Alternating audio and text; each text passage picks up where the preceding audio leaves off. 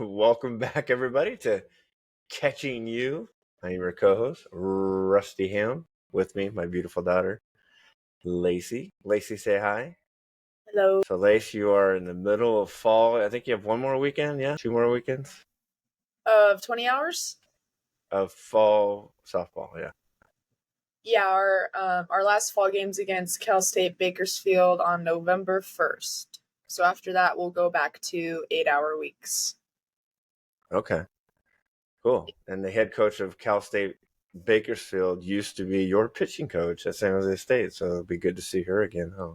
Yeah, I like seeing her. And then Jimmy, who is also our assistant coach, is also the assistant coach there. So both of them come up when we play them, and they wanted to get one last fall ball game in, and they want to go all the way up to San Jose. So Good for them. super fun.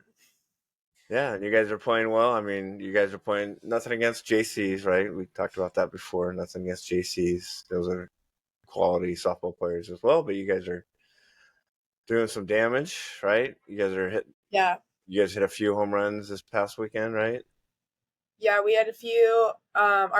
We played two JCs and then Sonoma State, who's a D2 on Saturday. And the girls were hitting pretty hard Good. off them too. But, I mean, they were both San Jose City College and West Valley West Valley College are both pretty well-known Bay Area JUCOs.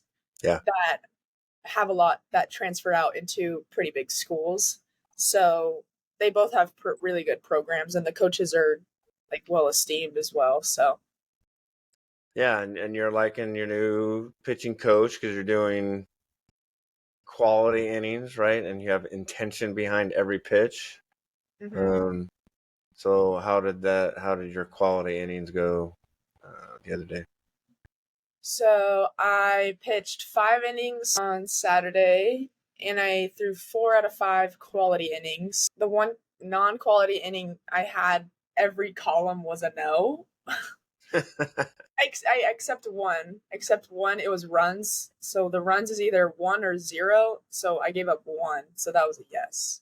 Right. That was the only yes column. But I just threw a lot of balls. I think my strike to ball ratio was kind of below of what I really wanted. I was still getting people out, but I was getting to like 3-2, 2-2, and not really staying ahead in pitchers counts. Yeah. So, I mean, it didn't get me in like huge trouble. Like we would get out of the inning, Yeah. but I was just kind of like, I'm throwing a lot of pitches. Most of them were balls. They're getting out. They're like grounding out, or I had a few strikeouts as well, but they are like maybe 3 or 4 foul balls before that. So I had to really work hard in getting maybe a swing and miss, or even just let the defense work. Yeah. So that well, was what I like about this quality is you're a perfectionist. You don't like to lose. Number two, you think every pitch should be perfect, and and so I think last year was this year's frustrated because things weren't working, but now you have intention behind each one, and now you have quality. So if like you said, even though you felt like you had a lot of balls, which sounds like it was a 1-to-1 ratio. You probably had as many balls as you did strikes. You got out of innings, right? Last year you had a ton of 3-0s, right? You get to 3-0, and then you battle back, and then it would turn into a walk or a hit or something like that, and that would be frustrating. So, yeah, we definitely want to get ahead, obviously in counts, but you also don't want to throw it right down the middle so they can hit it very hard. So there's a fine line too behind that, right? We were also having some problems with the umpire, and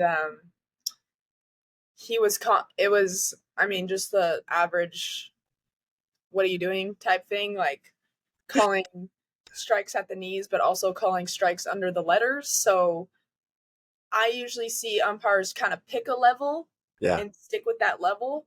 He was switching in between high and low. Yeah. Which is like not ideal for a pitcher because you kind of want to stick to one level, especially like the low level. If they're giving you the low level, then that's perfect. If they're giving high, technically you don't really want to go there. You kind of want to stay at that low level and just have them try and swing at him. But he was all over the place, and I didn't understand. Yeah, it's one thing, right? If an umpire calls a certain way, and then you pitch and adjust to that way, right? But if he's changing it midway, you're Yeah, like, hey, what the heck?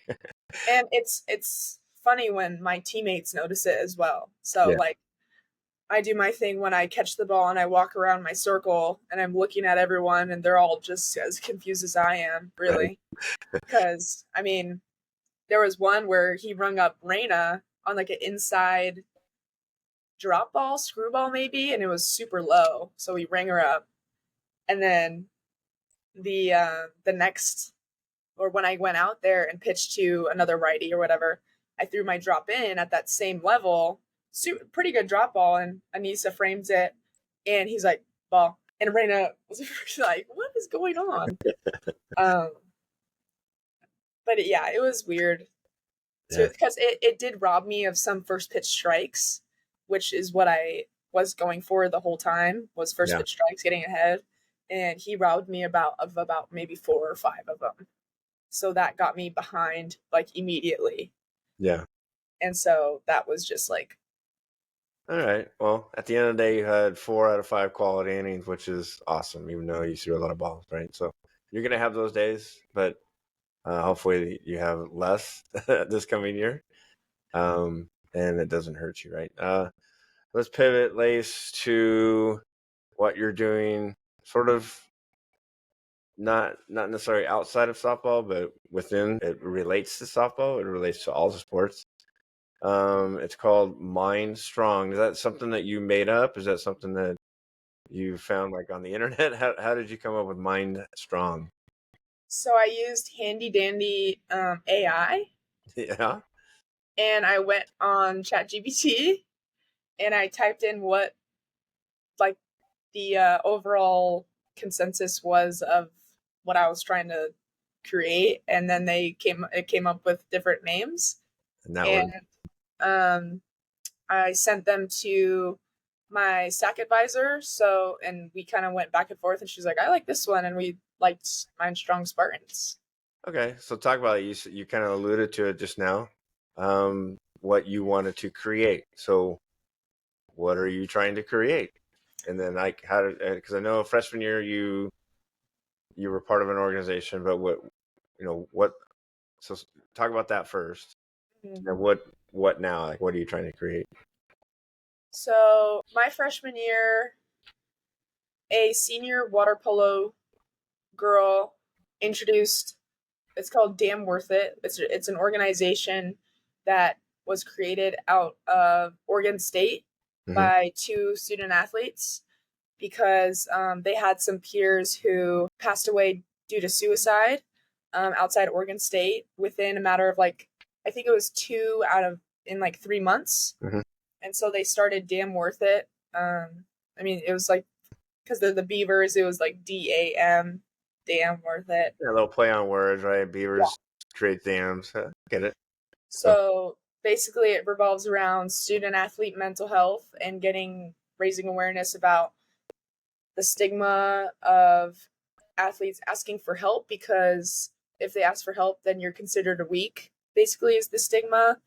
And I mean, the last thing an athlete wants to be is seen as weak. So, Damn Worth It, outside of Oregon State, they started branching off or creating branches outside to other schools. So, other schools included University of Kentucky, Humboldt, well, then us. We created our own branch. And so I was a part of it with like maybe 10 other athletes my freshman year. And it was super fun. We did like different events for people to go to. We had an Instagram that we would post about the local resources, like our sports psychologist or the mental health resources on campus as well. And then, so I did that my freshman year, sophomore year. And then my junior year, I was the vice president.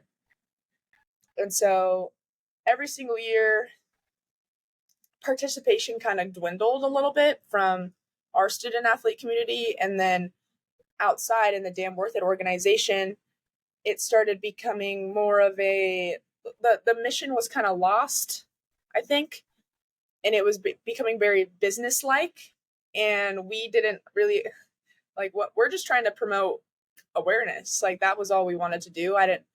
We didn't think we would need permission to do certain things. I think it was just like, let's just do it and see what happens. But that's kind of where it started leading up to.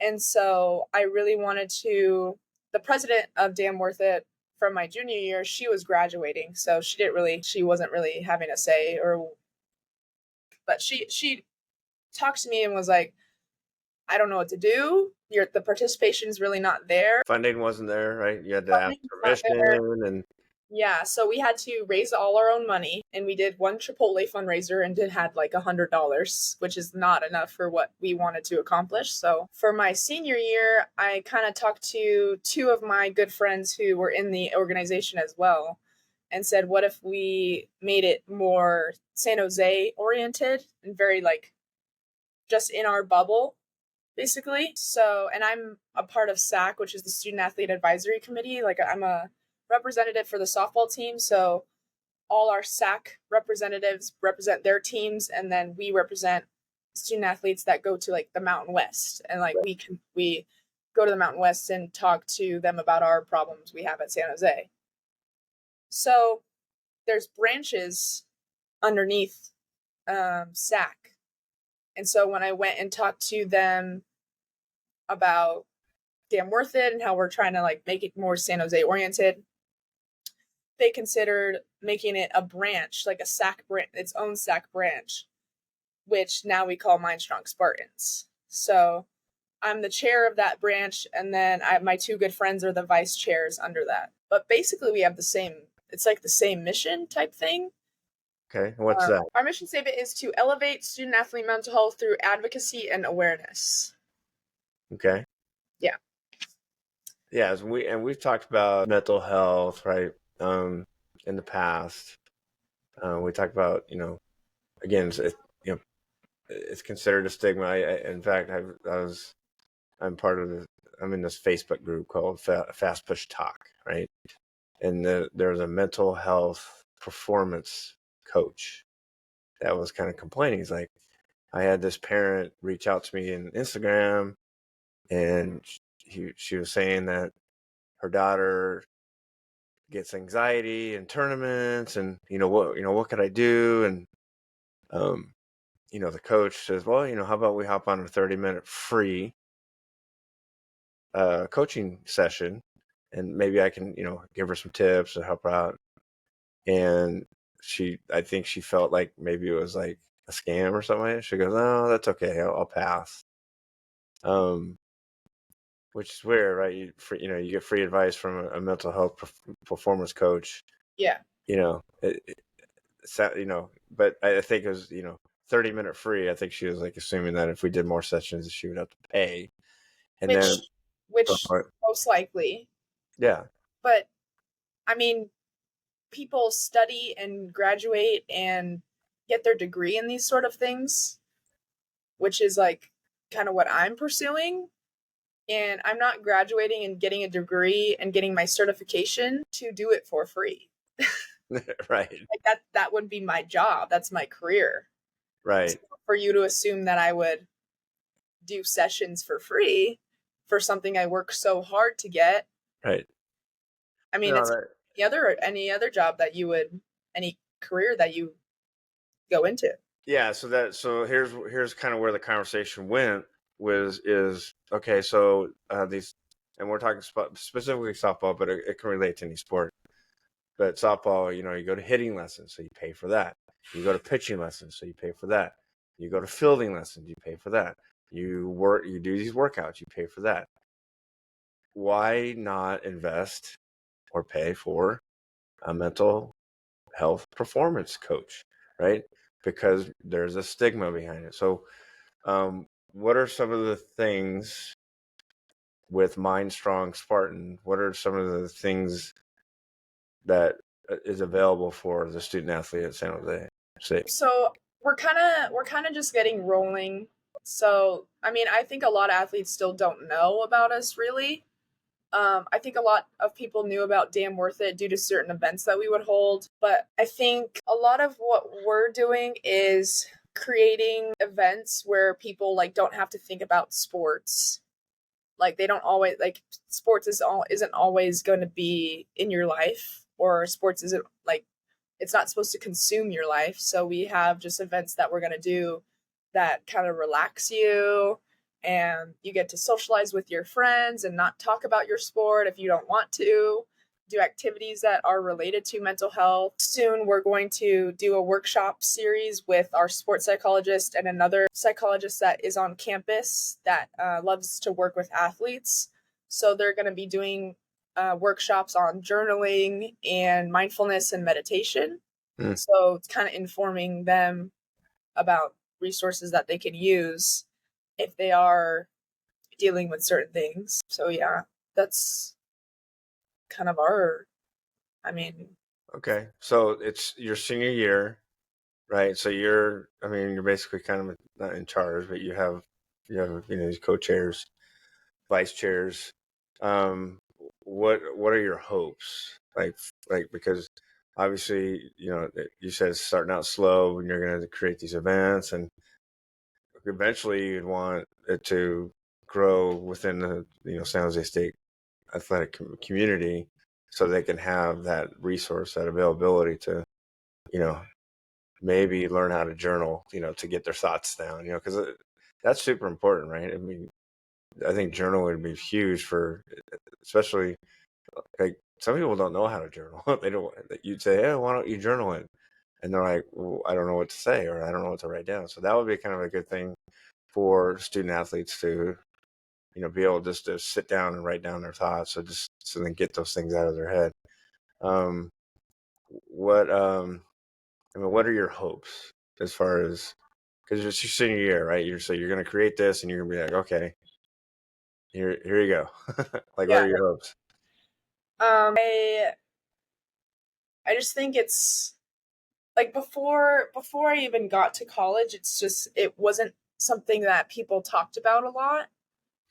Like I think I've said it in previous episodes that like I for sure had PTSD after my head injury. Mm-hmm.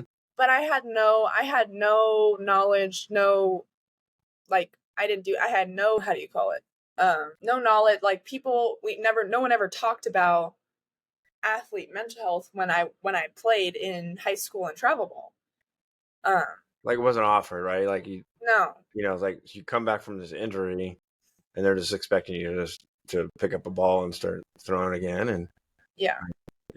Okay, Lacie, try to strike the squirrel out, and if a ball whizzes by your head, make sure you duck, or Yeah. good luck.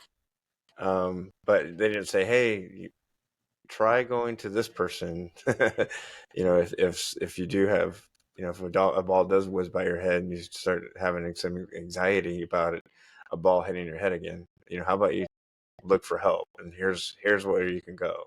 That wasn't offered to you. No, and I mean, especially with the organization I played for, wearing a mask for a long time was considered a weakness. Right. Who knows what if I said I'm struggling mentally? Who know, like that's all part of the stigma that we're like talking about. Mm-hmm. And then when I get to college freshman year and I start studying psychology, and I learned that PTSD is not only for like war veterans or car crash victims. Like it can apply to any sort of traumatic event that anyone else has had. Yeah. So, and then you look at the symptoms, I'm like, well, that's me to a T, basically. And it sucked to think about that. For years I was having, I mean, you witnessed like me having panic attacks on the field, and I didn't know, like, I was like, something's wrong with me, like, why am I feeling like this? And I kind of just brushed it to the side because I was like, well, I can't, I have to push through it, like I have to keep playing, or I can't really show people that I'm having panic attacks while I'm pitching because I need to, I mean, at that time, I was like, I need to get recruited, I need to get committed, I have to finish school. I'm in the middle of a pandemic. I have no Yeah. social interaction, all this stuff. Yeah, it's almost a suck it up type of Yeah. attitude, right? Which is not, back in my era, the Gen Xers, it's just, suck it up, deal with it, you know, don't, rub dirt on it and move on, right? Yeah. Things have changed, right? You gotta, I quoted the other day, for Moneyball, you gotta adapt or die, right? So things are changing and people have to adapt to the change, which is mental health is there. It is an issue.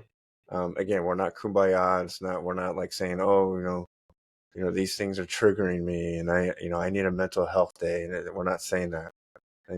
There is a fine line between, you know, you know, getting, There, breaking up with your boyfriend and going in this deep depression. But, when a ball whizzes by your head and you're going to have flashbacks and you're going to have some mental health issues, you need a place to go, or you need someone to talk to, right? Or you need strategies to deal with those type of things, which, for you didn't have that available, right? yeah, I didn't even know what was going on until I got to college, which was what, maybe 3 or 4 years later. Yeah. So, but well, for you, like seeing me go through that, right? And like break down and you're like, why are you bawling your head off? Yeah.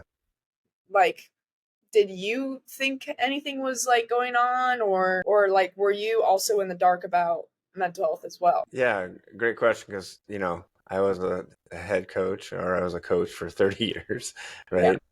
And I've seen my fair share of kids that, quit. But again, I grew up in an era which is rub dirt on it and move on. Like, figure it out, suck it up, right?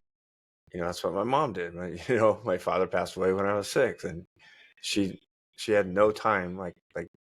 She had 4 boys. She had no time to go to some mental health person, right? And she had to find a job and go to school and provide for the kids. So there wasn't that, So I kind of had that mentality, which is, and then to kind of come back to you, which was, and this is probably, I don't want to say it's bad parenting, but we didn't look for someone to help you out because, like you said, we were in the middle of a pandemic where you were trying to get recruited.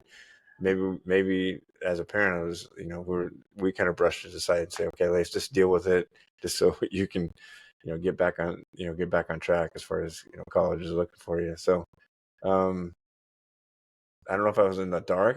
Maybe it was just my generation where I just said, Lace, you just got to suck it up so we can figure this out. I mean, I know like you guys have always been those kind of parents. It's like if you fall, like you're fine, get up. Yeah, Like that's fine. Especially when I started playing for Chris. I mean, you hate complaining. I do. He's a you're big on not complaining Right. or excuses. Like no excuses, no Yeah. complaint. There's Just two things. There's two things in this world. There's excuses and results, and I expect results. I don't want any excuses. Now, there's a difference between, having, mental health issues and yeah, complaining about a bruise on your knee, right? right. And it's not necessarily I was complaining about breaking down. I really didn't know how to interpret it, really. But it's kind of going back to Mindstrong Spartans. It kind of brings to light all these different issues that people may face. So like all our group is full of, we have softball, we have tennis, we have gymnastics, we have water polo, baseball, golf, like this array, like various sports where every different every sport has something different that they kind of deal with. So like gymnastics, if we go back to and look at, I mean, I always go back to Simone Biles having difficulty, like she didn't even know where the ground was, and that's a common thing that gymnasts go through. When they're in the air, they have to know where the ground is so they know how many times to rotate or do things like that. Mm-hmm. But Simone Biles, the best gymnast in the whole world, did not know where the ground was and was going through something that it could possibly get her injured. So, or like, I mean, golf is just a whole nother story. That's like probably 80-90% mental game. But we all have different stories. And I think talking about it makes a huge difference. And because people don't want to talk about it. And they're like, well, if I don't talk about it, then it's not real. I'm like, Yeah. well, that's just the opposite effect. Yeah, by just brushing under the rug, and then hopefully it doesn't come back. Yeah, it makes it just way worse. Yeah. What I like about what you're doing is for incoming athletes. Again, it's not just softball; it's for incoming athletes. You can direct them, like the coaches of each of these programs say, "Hey, here is this program on campus. If you're having some struggles mentally, seek out these people," right? So I think it's kind of cool that you're doing this, because you're going to leave a legacy. Like we talked about that when you're in high school. In high school is leave a legacy. So I think it's kind of cool that you're going to now you don't know kind of what direction you're going into, but maybe that could be a direction. It's like, okay, each coach, or you talk to incoming freshmen, hey, and your Mindstrong Spartans has a some sort of rally, or whatever, where you can, these incoming athletes has a place to go, and they got because these incoming freshmen, I guarantee at some point they had some sort of mental breakdown, and so now they're coming in, and they're coming into a college, and they're going to have to, what do they got, they're going to have to perform, right? They're getting money to go to college to play these sports. Now there's an additional mental stuff that they're going to have to go through, and then now they have a place to go, like, and it's not a stigma. It's like, hey, we're here for you. Like, just it can be anonymous or whatever. You guys can, but you can come on in, and we can talk it out, and then you guys can talk about your stories, and that'll resonate to them, right? Yeah, I mean, and it's such a culture shock when you arrive to college. Like, I was calling you guys pretty much every single day in the dorms. Yeah. And I mean, it's such a whole different environment. And the dorms are, you like it or you don't, I think. And I'm one that I love my personal space. I love getting to decorate my room, and Yeah. and I didn't have that. And it was so odd. Like, I felt like my environment was, to me it felt like living in a hotel for a whole year. And that kind of messed with me a little bit. I felt very confined, maybe like claustrophobic a little bit in my living situation. And I know that, like, my room at home, like, I can just see the progression of, with the little hearts on the wall and then painting over it. Like, I loved having that little space for me to go to. And I mean, calling my parents every single day, like, Yeah. my mom was like, go do something, like, go out with your friends, or what are you doing on a Friday night, Yeah, it's a rite of passage, right? I mean, I think that's why they have all freshmen, stay in the dorms at some point. It's a rite of passage. You were super lucky to have a Yeah. great roommate. Jules is a great roommate. So I think that helped because not everyone can get a great roommate. So that you could have had a different experience if you didn't have a very good roommate. Bad roommate, yeah. So that's awesome. Lace, I am super proud of you. You're going to do some great things, not only with Mindstrong Spartans at San Jose State, but beyond. When you are done, you're going to do some great things, and I'm looking forward to catching you do those things. Thanks. Awesome stuff. Thanksgiving is just around the corner. Looking forward to seeing you then. Then we got Christmas.